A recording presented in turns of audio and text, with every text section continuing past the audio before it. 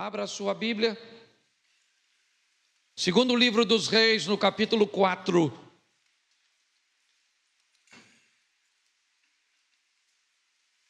A história de duas mulheres estabelecem dois modelos de relacionamentos que pessoas resolvem manter com Deus.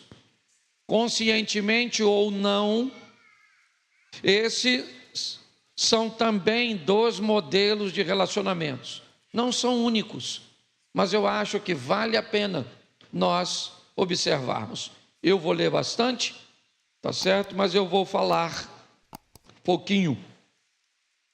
Certa mulher, das mulheres dos discípulos dos profetas, clamou a Eliseu dizendo: meu marido, teu servo morreu, e tu sabes que ele temia ao Senhor. É chegado o credor para levar os meus 2 filhos para lhe serem escravos. Eliseu lhe perguntou: o que te hei de fazer?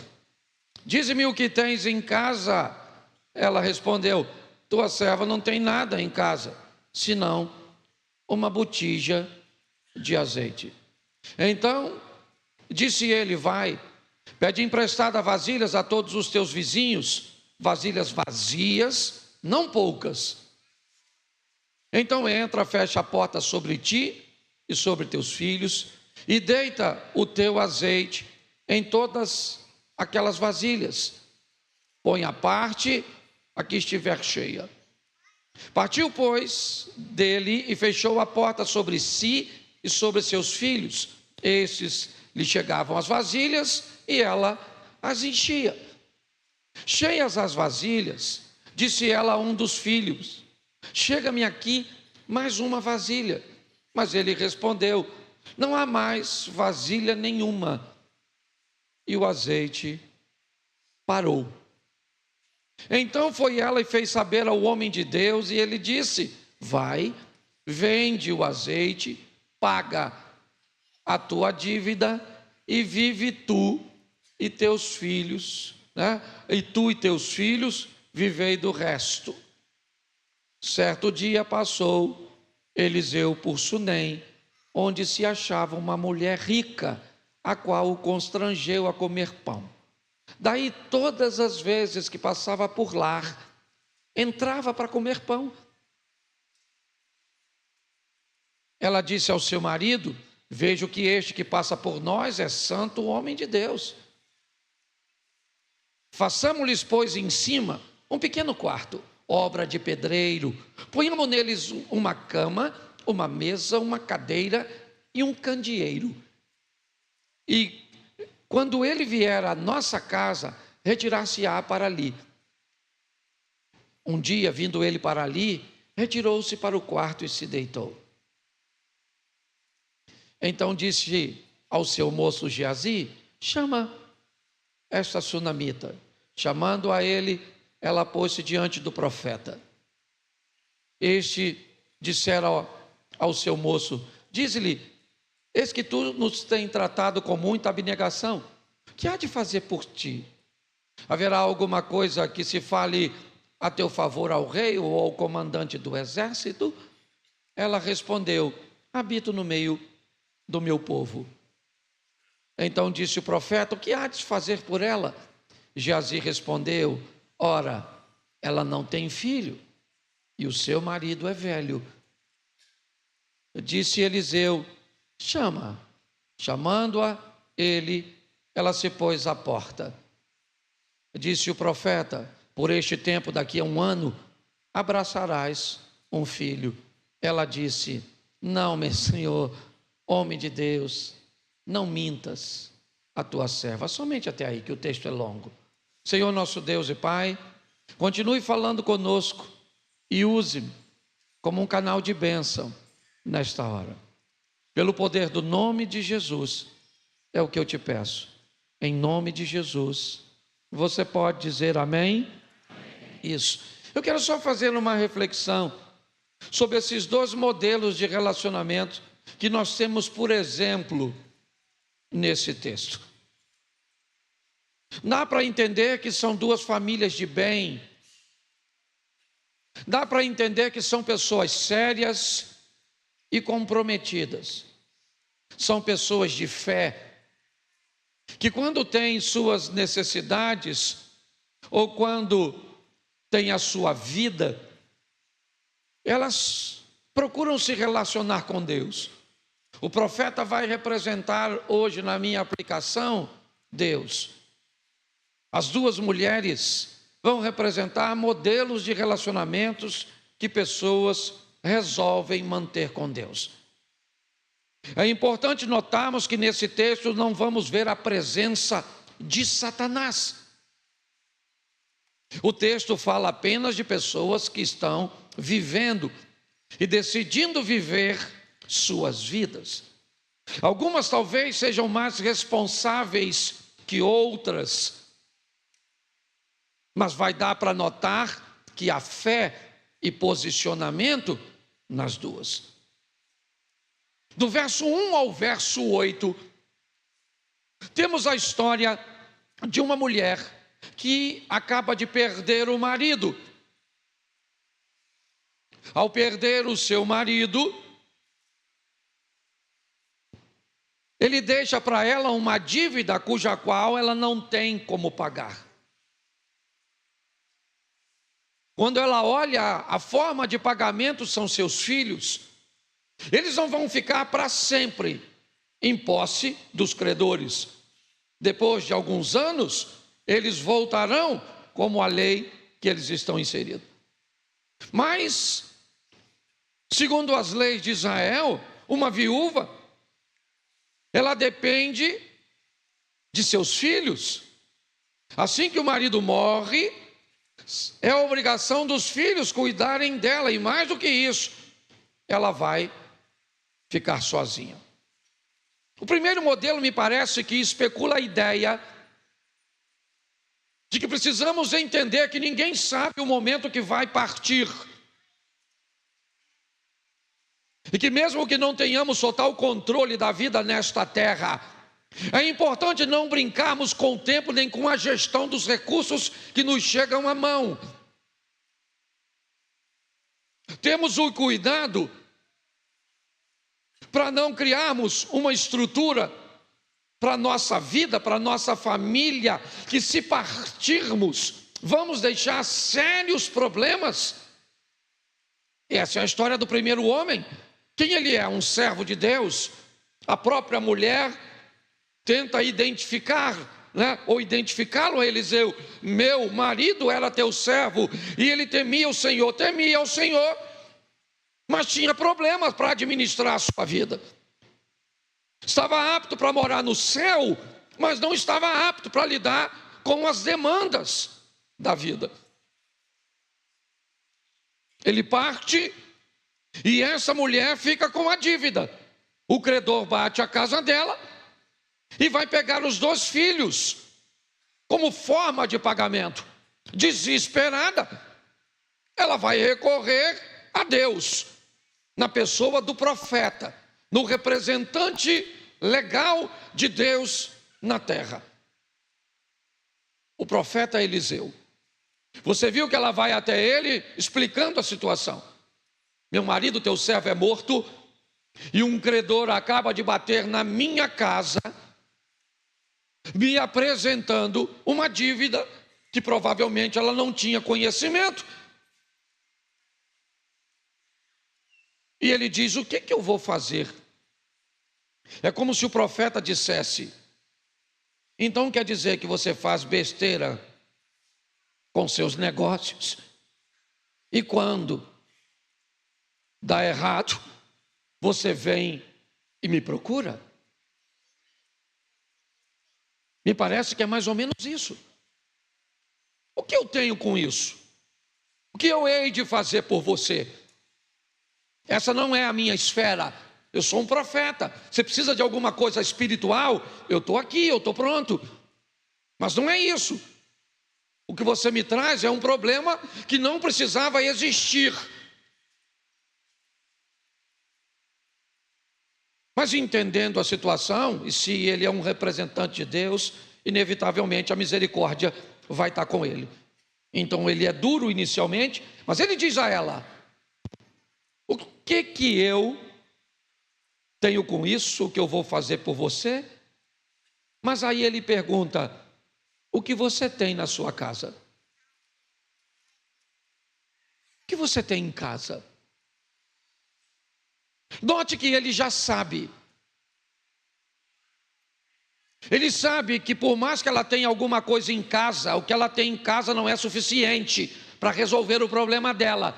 Porque se ela tivesse em casa algo que pudesse resolver o problema dela, ela não levaria seu problema ao profeta. Ela resolveria o problema e pronto.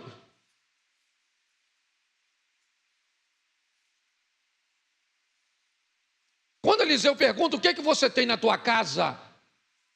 É obviamente que não há muito ânimo nela para responder. Então ela vai dizer: tua serva não tem nada a não ser um pouco de azeite numa vasilha. Eu só tenho um pouco. O que sobrou foi pouco. O que eu tenho não é suficiente. Bom, aí você está no lugar certo. Se está na presença de um Deus que é misericordioso e poderoso, e você conseguiu sobreviver mesmo lhe sobrando pouca coisa, isso significa que ainda há possibilidade de você se reerguer, porque você não sucumbiu ao fracasso. Ela poderia não ter ido ao profeta. Ela poderia ter questionado: se meu marido era um homem de Deus, por que é que está acontecendo tudo isso? Vou mais devagar um pouquinho, tá? É o que eu esqueço às vezes. Aqui.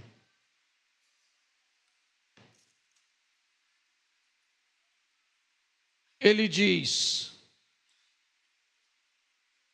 vamos começar a partir do que você tem. Vamos tratar de uma forma séria agora a sua vida.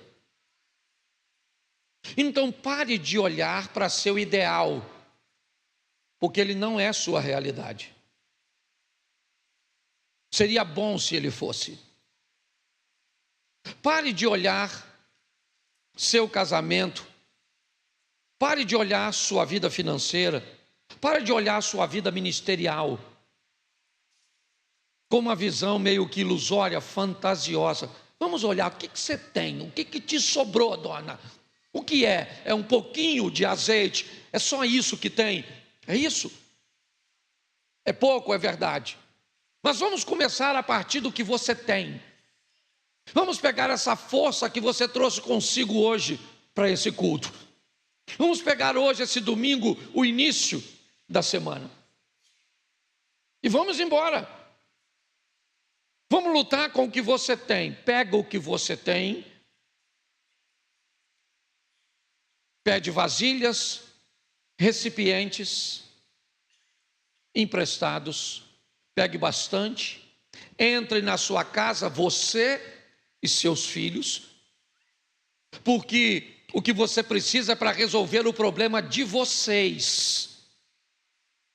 Então é importante que vocês estejam envolvidos nisso, comprometidos com isso. Feche a porta e começa a colocar o azeite da vasilha que você tem nas outras vasilhas, e a que for enchendo, vai à parte. Está tudo certo? As vasilhas são todas cheias, como lemos. Acabou a vasilha, acabou o azeite, ele parou de jorrar. Ela vai até o profeta, explica que realmente algo milagroso aconteceu. E ela pergunta a ele: o que eu devo fazer agora? E agora? Parece estranho, não é? Como assim e agora? Se você precisa pagar a sua dívida e você agora tem o que fazer, não precisava perguntar? Precisava? Não. Mas presta atenção, nós temos um problema aqui, a mentalidade. Está assim de gente hoje, que se ganhasse 50 mil, multiplicaria esses 50 mil. E assim de gente hoje, que se ganhasse os 50 mil, é só uma questão de tempo até os 50 que você ganhou ir para o bolso dos outros. É a mentalidade. Note que a instrução do profeta é óbvia demais. Vai, vende o azeite, paga a tua vida, mas é o final que eu confesso a você que eu não gosto. Vá viver do resto. Pega o que sobrou e vai viver com o que sobrou. Eu confesso a você que esse é um modelo de vida que eu não gosto para mim e eu não gostaria de indicar para ninguém, mas eu respeito quem gosta de viver no limite da sobrevivência. Ela foi, pagou a dívida e viveu do resto. No verso 9, entra a segunda história. Ela também é de uma mulher. A história também é de uma mulher. Ao contrário da primeira, essa segunda é rica. Ao contrário da primeira, o marido dessa não morre, pelo menos no capítulo 4. No capítulo 8, me parece que ele não está mais presente, o que indica que ele também já morreu.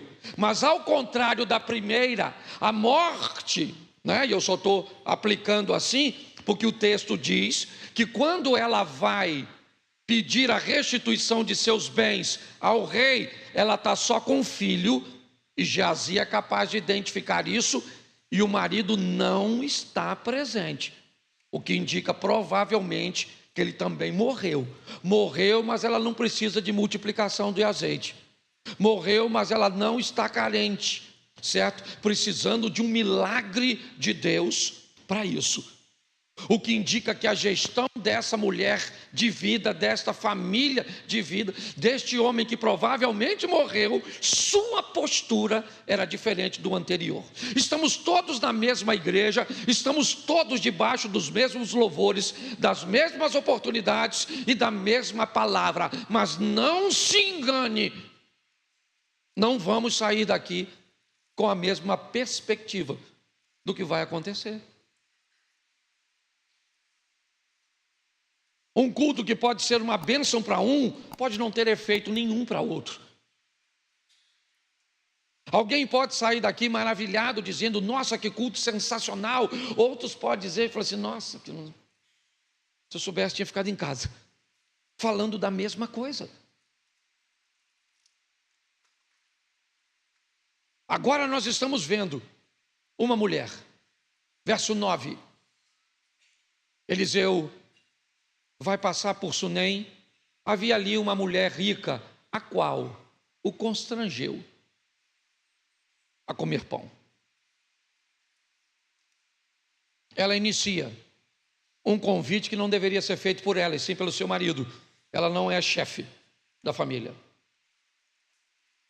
Por isso talvez a expressão constrangimento, insistência. Por isso me parece que Eliseu inicialmente rejeita o convite, porque não era feito pelo marido, pelo chefe. E ela diz, eu quero que o senhor vá na minha casa comer pão, eu quero dar um lanche para o senhor e para esse moço. Ao contrário da primeira mulher que procura Deus, precisando de um milagre, a segunda também procura Deus no profeta, mas essa quer dar a ele alguma coisa. Ela não precisa. Há uma necessidade na primeira, que não há na segunda. Porque, tem gente que se relaciona com Deus por necessidade. Outros se relacionam com Deus por afinidades. Por entender quem Ele é.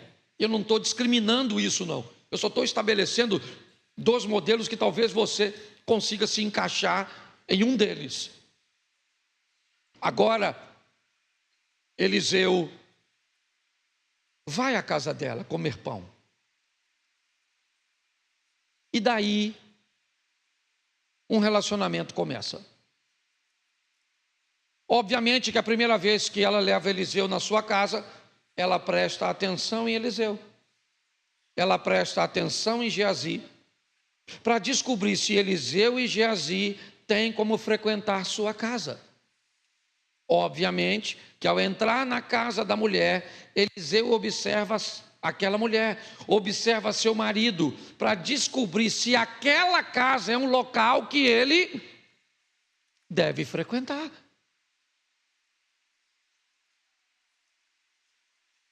Você está entendendo como pessoas maduras constroem relacionamentos? Você me avalia, eu te avalio. Você avalia a igreja. Você avalia quem vai na sua casa, quem conta seus segredos, com quem você faz negócio. Que tipo de acesso você confere às pessoas acerca de você? Isso é relacionamento maduro. Por mais, você pode falar isso da boca para fora. É amigo de fulano, é meu amigo também. Isso é uma frase tola. O amigo de alguém pode chegar até bem recomendado para mim, mas para ser meu amigo tem que passar nos meus critérios. Nós estamos olhando agora para essa situação. Eliseu vai à casa dela, começa a comer. Daí, todas as vezes que passa por lá, ele entra para comer pão. Ele é bem-vindo na casa dela. Ela se alegra de recebê-lo, ele se alegra de passar por lá e está tudo certo. O relacionamento foi crescendo, crescendo, crescendo, crescendo, crescendo. Lembra quem é Eliseu? Eliseu representa Deus. E essa mulher representa um modelo de relacionamento com Deus. Alguns vivem o primeiro modelo, são 8 versículos, as coisas são muito rápidas, vivem seus milagres e de repente as coisas acabam. Outros não. Outros, a história prossegue. As coisas continuam. Agora, aquela mulher chama seu marido e diz: eu vejo que este que passa por nós é um santo homem de Deus. Quando ela chama a primeira vez, foi só para fazer um lanche, Abner. Mas já que ela se relacionou com ele, já que ela olhou para ele e ele olhou, já que eles se conheceram, ela diz: ele cabe na nossa vida. Dá para fazer um espaço aqui. Dá para eu me relacionar com Deus. Você sabe se dá para você se relacionar com Deus ou não? Dá? Ou não? Você tentou botar ele ou colocá-lo da noite para o dia de forma abrupta na sua vida? Foi isso? Você viu se dava para viver sem sexo, para viver com ele, já que você não está no matrimônio? Você já descobriu se dá para colocar boa parte de seus recursos financeiros no reino de Deus? Você já descobriu se dá para viver sem esse estilo de roupa, sem esse vocabulário, sem frequentar esses lugares?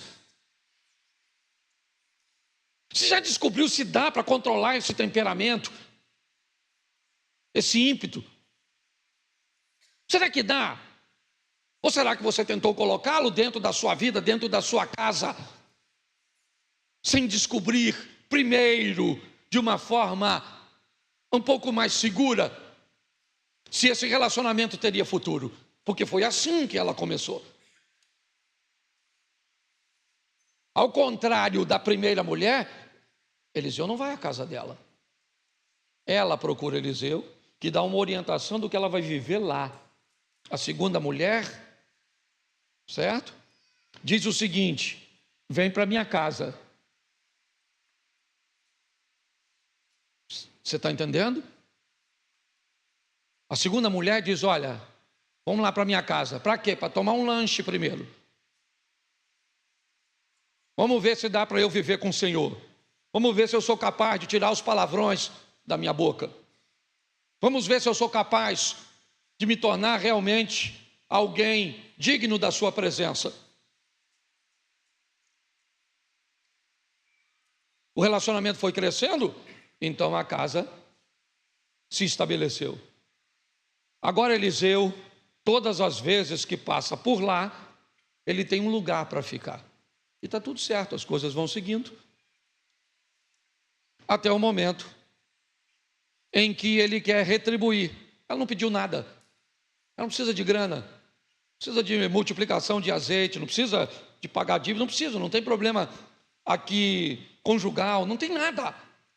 É um Deus que está na casa de alguém que não tem problema nenhum, a não ser o reconhecimento da misericórdia daquele, simplesmente. Mas como Deus não fica devendo nada para ninguém, ele olha a Geazi e diz, Eliseu disse, essa mulher nos serve, ela fez tanta coisa por nós, e ela foi muito clara, vejo que este que passa por nós é um santo homem de... Ela está entendendo que o que está em Eliseu é a presença de Deus. Agora, Eliseu diz a Geazi, chama ela aqui, minha senhora, o que a senhora precisa? Fala comigo, a senhora é tão boa, eu falo com o rei a seu respeito, eu tenho influência, tem alguma coisa aí de justiça que a senhora precisa? Fala comigo, eu falo com o comandante do exército, tem alguma pendência, tem alguma coisa que a senhora gostaria de resolver? Preste atenção, uma mulher precisa reivindicar uma justiça e a misericórdia de Deus para resolver para ela algo que seu marido fez de errado. A segunda não. Ela diz para ele, olha, eu estou no meio do meu povo, eu estou bem, fica tranquilo, não é isso, não tem a ver. Fica tranquilo. Virou as costas e foi embora. Mas Eliseu não se conformou. Ele disse, nós temos que fazer alguma coisa por ela. Você já imaginou um Deus que está procurando uma oportunidade de fazer algo por nós, sem nós pedirmos? Isso parece até teologia da prosperidade, mas não é não. Eu estou mostrando a você, ela está dizendo para ele, e eu não preciso de nada. E ele está dizendo, não é necessidade, minha senhora, é reciprocidade, é colheita. Geazi olhou e disse, ela não precisa de grana, mas tem um negócio que ela precisa que ela não tem. Ela não tem filho, profeta. Ela não tem filho, e o marido dela já está ruim. Já atravessou o cabo da boa esperança. É velho, ainda desqualificou. Eliseu falou, então chama a Dora, manda ela vir. Aí ela chegou, Eliseu disse, daqui 1 ano, hein? 1 ano eu volto aqui, a senhora tem 3 meses para cerol. E 1 ano a senhora vai... Ela falou assim, não, eu imagino, não sei se o marido está perto ou não, mas ela olhando, 3 meses é pouco. Não brinca, eu não pedi nada. Olha, a Bíblia diz algo preciosíssimo. Podemos manter um relacionamento com Deus de uma tal forma que Deus pode satisfazer o desejo do nosso... É um modelo, não é um único não, gente. Tá certo? Para você que vai criticar na internet, não é o único não. Tem outros modelos, mas também tem esse, que muitas pessoas conseguem utilizá-lo. Eu respeito, eu não tenho problema com isso. O problema vai começar quando você achar que o seu modelo tem que ser o meu modelo, porque eu consigo conviver com o seu. Entendeu? Eu consigo conviver o seu no monte, eu consigo conviver com o seu todas as madrugadas, eu consigo conviver. Mas quando você não consegue mais conviver com o modelo do outro, certo? Como ninguém diferente de você pode subsistir no seu mundo, porque você é uma pessoa que resolveu viver sozinho, porque todas as vezes que você não tolera alguém diferente de você, você vai para o Gênesis, não é bom que o homem esteja... Então, qualquer pessoa para se relacionar com você tem que ser uma extensão de você. ela tem que pensar como você, ela tem que gostar das mesmas coisas que você gosta, ela tem que fazer tudo o que você quer, porque você é um narcisista. Todas as vezes que chega alguém diferente de você, você tenta transformar ele em você. Tem que ser do seu, às vezes é involuntário, não é maldade. Isso é muito comum. Pessoas querem casar com a extensão de si mesmo para continuar sozinhos. Certo?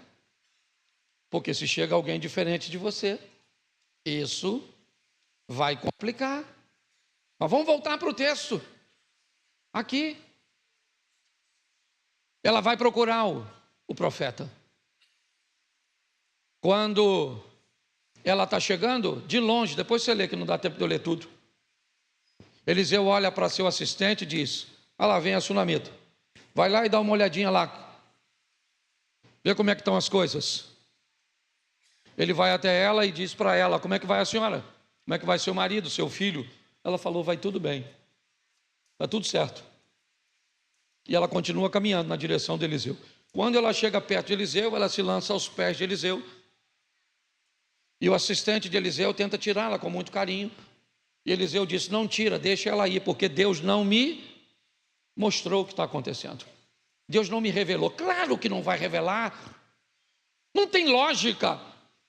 Para que Deus vai revelar algo, certo? Para com alguém que tem intimidade para falar. E Deus gosta de relacionamento. Deus não vai revelar. Então ela explica: eu estou com um garoto lá na minha casa, sabe aquele garoto? Ele morreu. Parece uma desgraça, não é? É uma desgraça no capítulo 4, mas não é no capítulo 8. No capítulo 8, aquilo que foi ruim no 4 é o que vai causar o resultado positivo no 8. Porque os planos de Deus não podem ser frustrados. Deus faz do jeito que quer, na hora que quer, e nós não entendemos.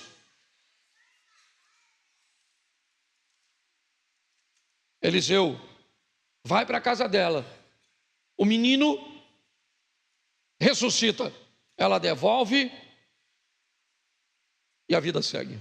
Capítulo 8 e a gente termina mais 5 minutos.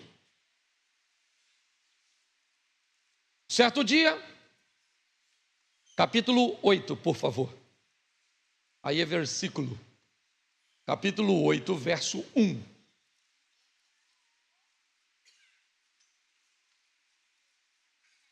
Falou Eliseu àquela mulher cujo filho restaurara a vida, dizendo: levanta-te e vai com os da tua casa e mora onde puderes, porque o Senhor chamou a fome, a qual virá sobre a terra por 7.